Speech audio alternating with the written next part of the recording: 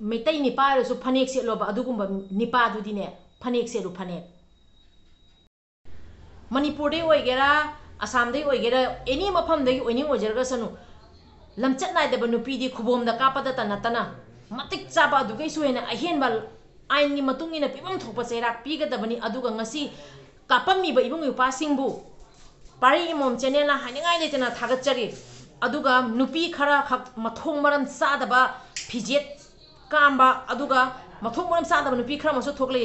nupi mong sadaba waraknaba ibung yupa meyam ama leiri isa meyam ama leiri abase noi khangu ai mamang dagi su hana hai kharabani mayam ama mamang da su hai kharabani ibung yupa mayam ama lei meitei nupi sing lam hela adi waraknaba haina ado ima leibak ifur bijati kannabagi tamakta hujik ibung yupa singna asonda nupi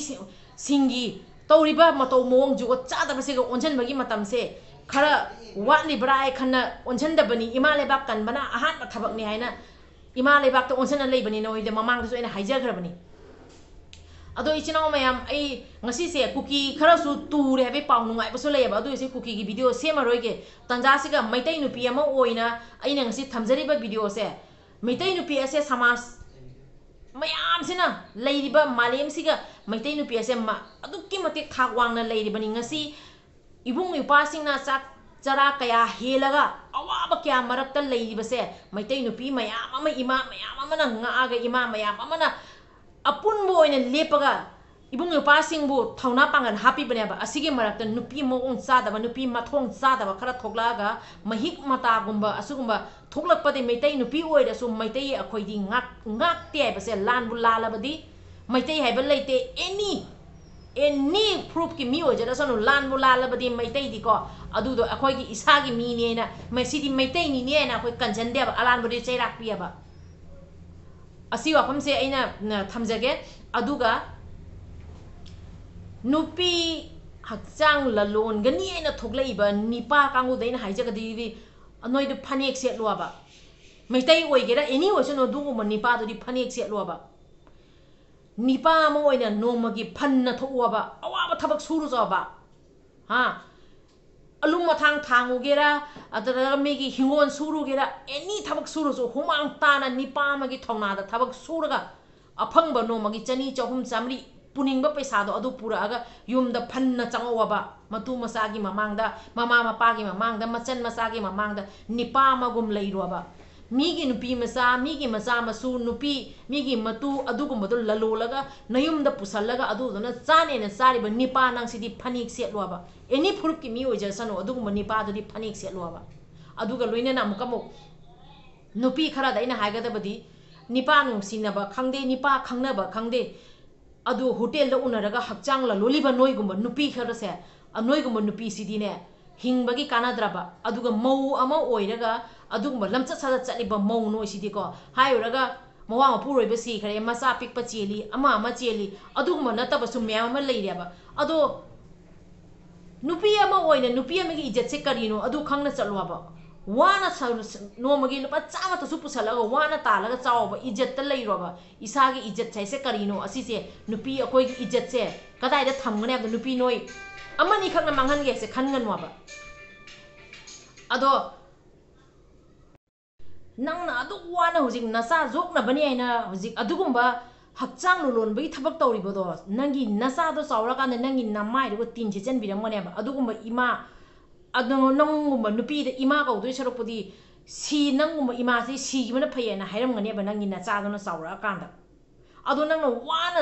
sarana me hela na cha do jok paka kan da di nangi na cha do sawra kan nang se lai ga samana na ima se palem ima nang buai na khuram ngani ba adu bhap taw maitai nupi amasung leiriba phurup luk khudingi nupi na nupi haiba se karino mayangi mamang da nupi ki sakse kare haina takane ba do adu do nupi akoina takada bani adu ichinaw mayam yam sangna hai roige mamang da so haije khare aina leiriba ibung ipa khungakpa mayam ama leiri maitai nupi na lam helakpada warak pina ba awat pa laite na ini mafam do jegra sano warak pina ba yamna leiko asi kawono mathong maram sada ba nupi khara noidani hairi base asi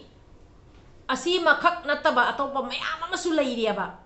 tungda no emuka mathong maram chadaba thabak tawra anu aduga haijagadabadi huji huji leingak sibu pubiriba akoigi leingak mapudasu aduga leiriba hayo thoti mayam punamakasu amasu loina loinana micham akoi leiba ichinaw mayam punamakasu haijagadabadi asugumba mathong maram chadaba nupi khangde nipa khangde mau khangde leisabi khangde moi mayam singse la aini matung ina matik chaba chairak piraga kaisum sangda mokoi se thamgiba aduga moina phangadaba dandi se matik chana piba moi mahik mata sing siga minung si pouragadi tungda muka mu thola khineba moi se ngak pi ena adura asugumba lamchat nai deba thabak to basi ngak pi ba yade ai bagi akiba chairak amaga loina na leiriba sarkar da so aina si akoi huji huji leiriba state akoi manipur ki CM pabung biren da so ina haijagadabdi asugumba mathong maram sadaba kya leiba se matik chaba chairak pibi waina aina ngasi semjariba video se asi tamak semjarakpani ado huji huji ima leiba kangleipak so yamna irang haunariba yamna ing tapna tangdu leitana paliba matam nattabani asugumba mathong maram sadaba muk pusalaga amuka mu irang sigi marakta matha sabagi thabak yama tholakpase amuka tungda ani suna ama tholaktana bagi horpa kanda matik chaba chairak pibina bagi tamakta aina ngasi hojai dagi pari mom channel asi video se semjabani aduga yengbiriba nungsijarba ikai khunabada matik charba ibung yupai china oza mayam puna khomda aina haijagadabdi ngasi gi video siga soiran yaukiba kya leiraga so ngakpi waina ngasi aina yamna penda badagi asigi video se semjarakpani asumaina akoigi nupi masa hawolakpa khangde mau masa khangde sumai mong sada mayam ama huji social media da thokna lai viral chatna bani khanna tawrira viral chake haina bu mathong maram sada ba ijat mangan ba thabak tawraga viral chatlaga kari kana duino aduna ina haijagadabdi gyan taminasi aina semjariba video se aise yamna haisingna semadi natte ko maitai nupi ama oirubagi ngasi aina si video se semakpani mine maitai palanga pada akoina ngasi tabada yamna nuaite ai aduga ngasi aina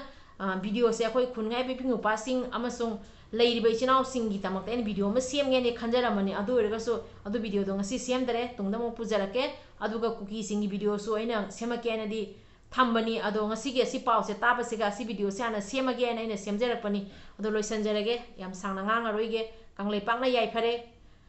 ibdo pakhang mane yai phare akoi leiriba ichinaw mayam punang na yai phare aduga maruina maitai nupi khara khak mawong sada maitai nupi khara khak thogleiba na khoido gyan taw ko asiwase haige ima khoi meira paibi ima khangde leiriba ima mayam yum yum de thoglaga ngasi ima mayam na lambi da za